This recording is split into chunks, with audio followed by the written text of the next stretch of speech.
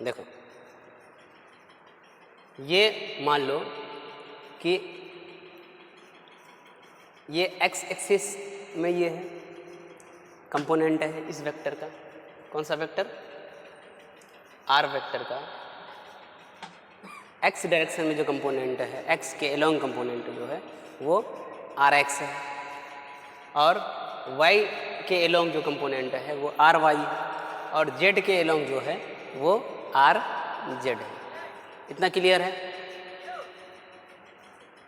देखो तो यहाँ हम लोग बोलेंगे कि अगर हम इस वेक्टर को ओ ए मान लें, इसको बी मान लें, इसको अब इसका एक्स के एलोंग जो कंपोनेंट है वो ये होगा, ये होगा, तो कौन सा, ओ बी। अच्छा, वाई के एलोंग जो कंपोनेंट है वो हम मान लेते हैं ये होगा, तो उसको सी मान लेते हैं, तो ओ सी होगा, यानी ओ सी जो होगा ये एक कंपोनेंट होगा। अच्छा, अब इस तरह से है, इस तरह से वेक्टर है, तो ये एक्स के एलोंग एक्स के एलोंग हुआ, और ये वाई के एलोंग हुआ, ये जो है वाई के एलोंग हुआ। अब जेड के एलोंग जो होगा ये होगा, ये कंपोनेंट। तो इस तरह तो ये थ्री डी में ना है, तो जैसे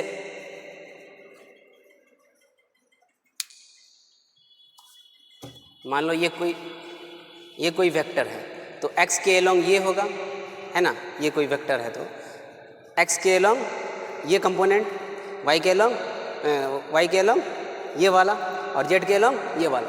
तो ये वाला इधर खींच सकते हैं क्या? नहीं खींच सकते हैं, तो ये जेड के एलोंग हुआ। आया समझ में? तो ये वेक्टर, ये कोई वेक्टर है आर वेक्टर, तो एक्स के एलोंग ये वाला कंपोनेंट होगा, वाई के एलोंग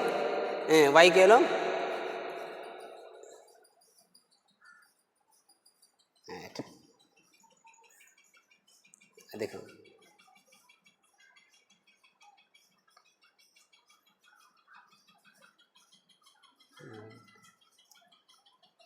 तो एक्स के एलोंग ये वाला, वाई के एलोंग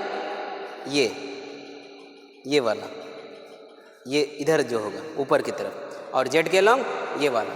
तो ये बोर्ड से बाहर की तरफ जेड एक्सिस, तो बाहर तो नहीं खींच सकते हैं, तो इस तरह बना दिए। अब देखो, अब मान लो कि ये परपेंडिकुलर खींचे हैं कहाँ, जेड एक्सिस में, तो यहाँ आया है, तो वो इसको नाम दिए ए बी सी डी नाम दे दिए। तो ओ डी जो होगा वो क्या होगा, ओ डी जो होगा वो क्या होगा, जेड के एलोंग कंपोनेंट। तो यहाँ पर हम लोग बोलेंगे, लिख सकते हैं कि ये आर का कंपोनेंट जो होगा, आर को क्या लिख सकते हैं, ओ ए वेक्टर, आर को क्या लिख सकते हैं, आर वेक्टर जो है उसको क्या लिख सकते हैं, ओ ए बराबर क्या लिख सकते हैं, तो ओ ए जो है वो कितना पार्ट में टूटा है, कितना पार्ट में टूटा है, 3 पार्ट में। तो एक एक्स के एलोंग है, एक्स के एलोंग क्या होगा, ओ बी वेक्टर। अच्छा, वाई के एलोंग क्या होगा, वाई के along O C.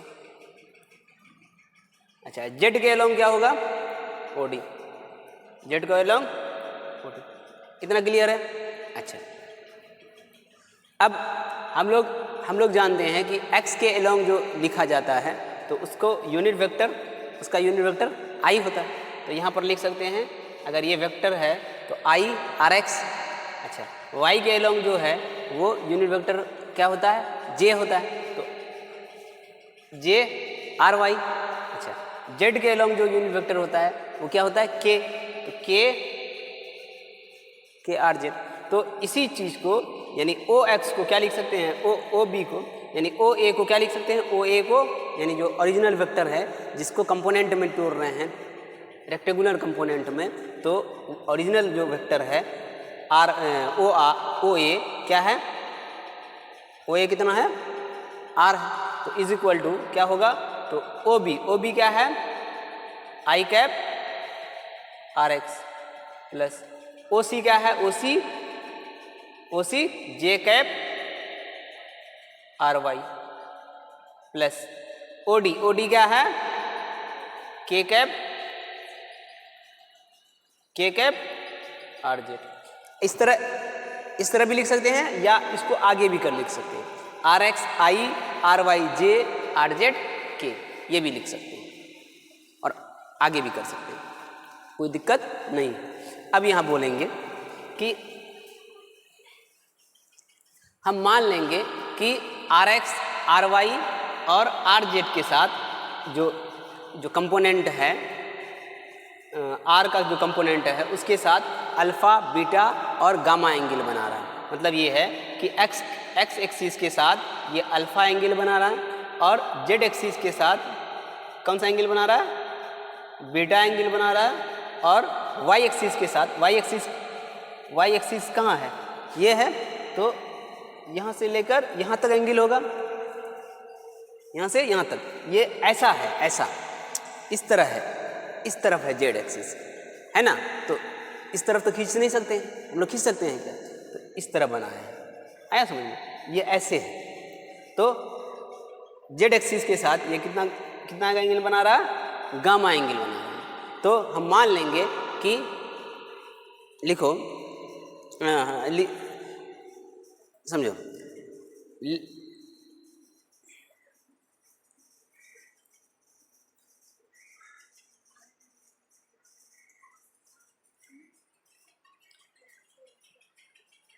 let R max an angle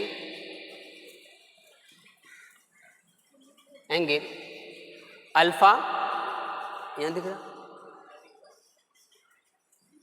alpha beta and क्या, गामा विथ क्या with X Y and Z axis respectively.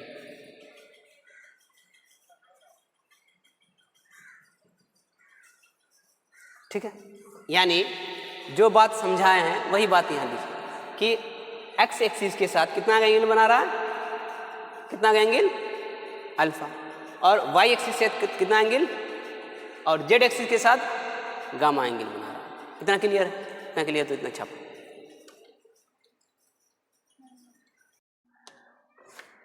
देखो अब अगर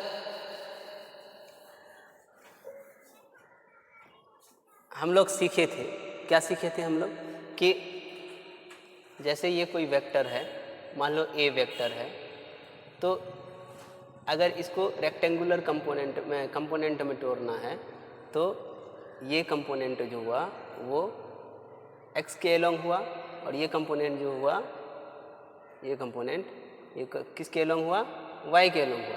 तो इसको क्या लिखते थे, इसको अगर ये एंगल इसके साथ एंगल बना रहा है तो ये क्या हो जाएगा, ए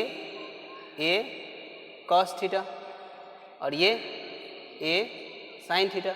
यानी जिसके साथ एंगल बना रहा है, जिसके साथ कोण बना रहा है, उसके साथ उस वाला में क्या लगाएंगे, कॉस लगाएंगे, साइन लगाएंगे, कॉस लगाएंगे। तो अगर आर एक्स लिखना चाहें, वी कैन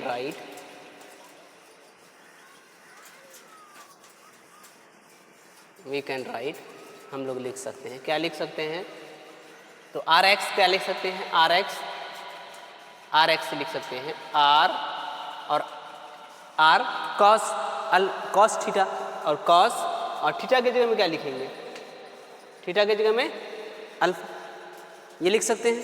अच्छा, उसी तरह से आर वाई क्या लिख सकते हैं, तो वाई एक्सिस के साथ कितना का एंगल बना रहा है, बीटा, तो आर कॉस बीटा, ये लिख सकते हैं कि नहीं लिख सकते। अच्छा, जेड एक्सिस के साथ कितना एंगल बना रहा है, तो जेड के एलोंग जो कंपोनेंट है उसको अगर लिखना चाहें तो क्या लिख सकते हैं, are Z is equal to R cos gamma, इतना लिख सकते हैं।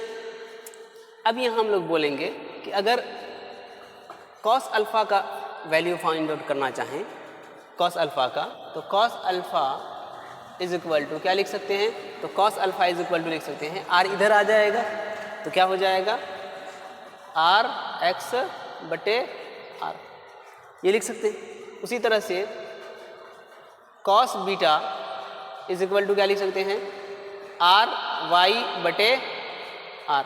उसी तरह से कॉस गामा क्या लिख सकते हैं, आर, बोलो, आर जेड बटे आर, इतना लिख सकते हैं। इतना बात क्लियर है। अब इसी को आर एक्स बटे आर को ही क्या बोलेंगे, एल बोलेंगे, और आर वाई बटे आर को ही एम बोलेंगे, और आर जेड बटे आर को ही क्या बोलेंगे, एन बोलेंगे। इतना बात क्लियर, इतना बात क्लियर है तो छापो, इसके बाद आगे बढ़ाते हैं।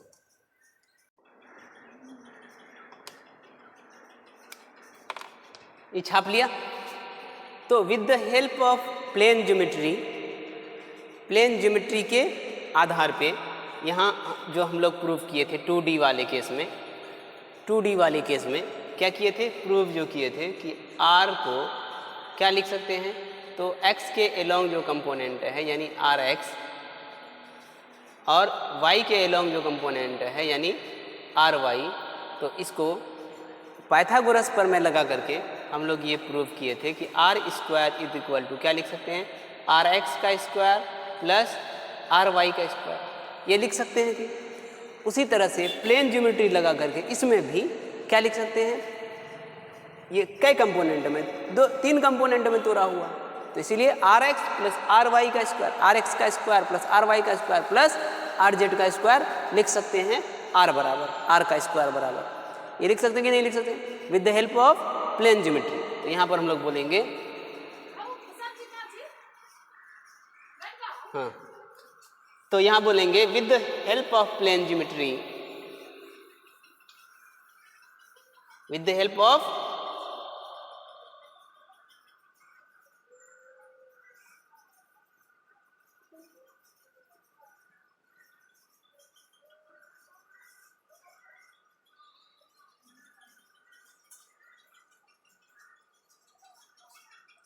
With the help of plane geometry क्या लिख सकते हैं, तो R square is equal to R x का whole square plus R Y का स्क्वायर प्लस आर जेड का स्क्वायर लिख सकते हैं। इसी को क्या लिख सकते हैं, R is equal to R x का स्क्वायर प्लस आर वाई का स्क्वायर प्लस आर जेड का स्क्वायर, और ये इतना क्लियर है, इतना क्लियर। इस पे आधारित सवाल कराते हैं, देखो इतना छापो, उसके बाद बात आगे बढ़ते हैं। लिखो एक कॉन्सेप्ट डबल तीर में, cos alpha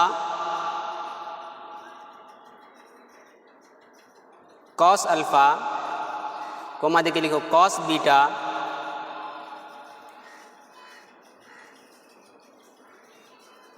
and cos gamma gives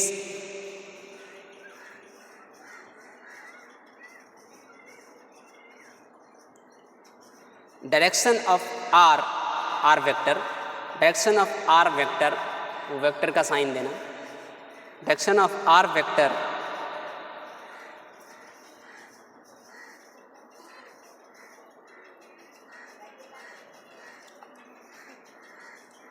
direction of r vector in space, यानी स्पेस में ना अंतरिक्ष नहीं, स्पेस में ना वो जगह जो 3D में हो, स्पेस, इन स्पेस यानी जगह, कोमा देके लिखो। So these are known as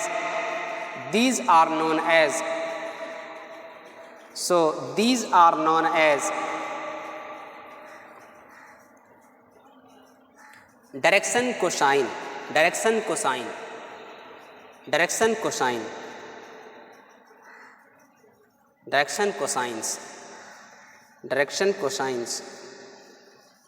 of r vector of r vector. मतलब ये है कि direction cosine of r vector हम लोग ये करेंगे कितना होता है, डायरेक्शन कोसाइन ऑफ आर यानी cos alpha, cos beta, cos gamma direction cosine है, डायरेक्शन कोसाइन है, यानी डायरेक्शन डिटरमाइन इसी से किया जाता है, डायरेक्शन का पता इसी से लगा जाता है। यानी जैसे यहाँ हम लोग लिखते हैं cos alpha is equal to cos r x बटे आर, है ना, cos beta is equal to लिखते हैं आर वाई बटे आर, और cos gamma is equal to r z बटे आर, यही लिखते हैं ना। अब यहाँ देखो,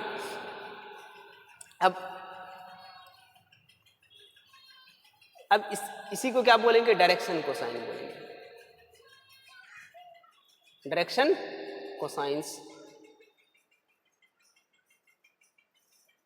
ऑफ कौन सा वेक्टर, कौन सा वेक्टर, आर वेक्टर। इसी को cos alpha, cos beta, cos gamma को ही डायरेक्शन कोसाइन बोलेंगे।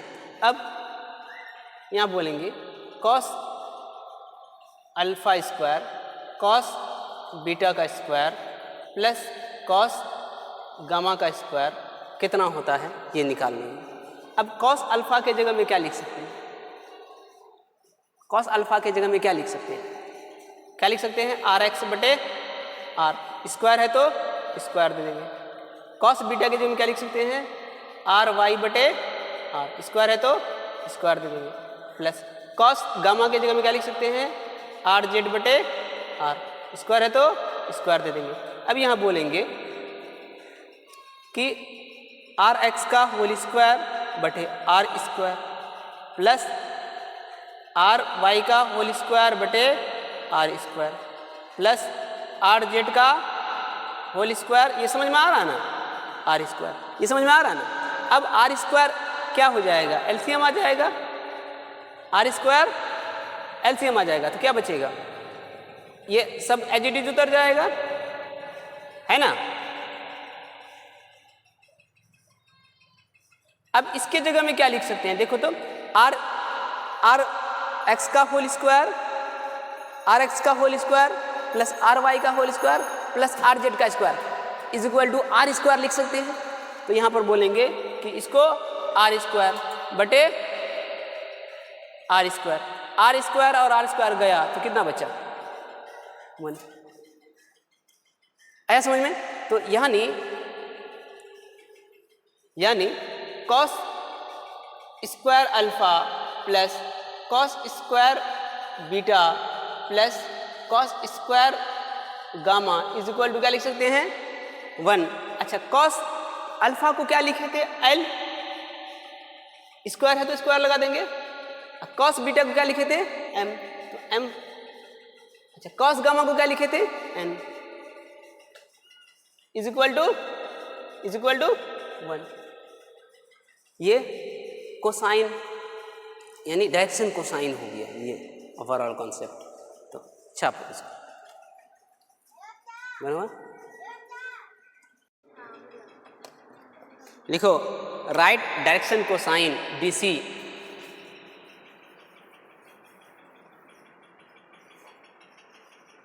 लिखो क्वेश्चन दे करके, right direction cosine of direction cosine of 2i plus 3j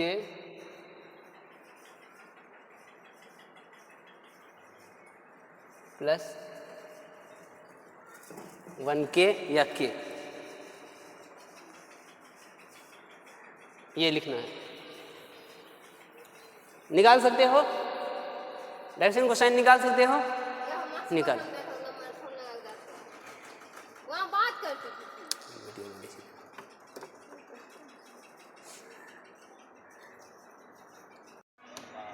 direction cosine, अब यहां देखो,